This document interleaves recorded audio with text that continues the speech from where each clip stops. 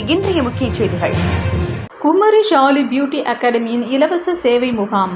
கன்னியாகுமரி மாவட்டம் திங்கள் நகர் பகுதியில் ஷாலி பியூட்டி அகாடமி கடந்த 12 வருடங்களாக செயல்பட்டு வருகிறது. இங்கு அழகு பயிற்சி பெற்ற அனுபவம் மிக்க ஆசிரியர்களால் கற்றுத்தரப்படுகிறது.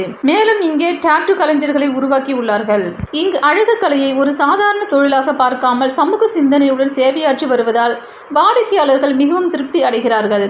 இந்த அழகு கலை அகாடமி கடந்த 5 வருடங்களாக பல தொண்டு நிறுவனங்களில் உள்ள ஏழை எளிய மற்றும் மனநலம் பாதிக்கப்பட்டவர்களுக்கு சேவை செய்து வருகிறது.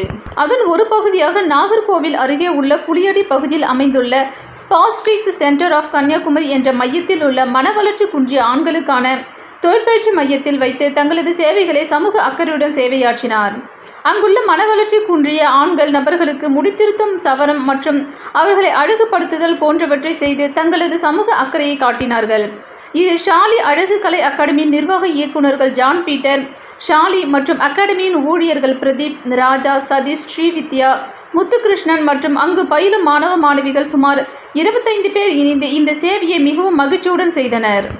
அதன் பின்னர் அந்த மையத்தில் உள்ள அனைவருக்கும் அகாடமியின் சார்பாக மதிய உணவு மற்றும் இனிப்புகள் வழங்கி பரிமாறப்பட்டது.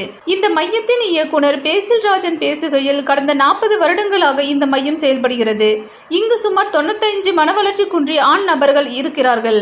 அவர்களை பராமரிக்க தனியாக ஊழியர்கள் நியமிக்கப்பட்டுள்ளனர். மேலும் அரசு மற்றும் வெளிநாடுகளில் இருந்து எந்த ஒரு உதவியும் பெறவில்லை. இதேபோல் ஏதாவது ஒரு சமூக அக்கறை கொண்ட உள்ளங்கள் இங்கு உள்ளவர்களுக்கு இது போன்று உதவி செய்வார்கள்.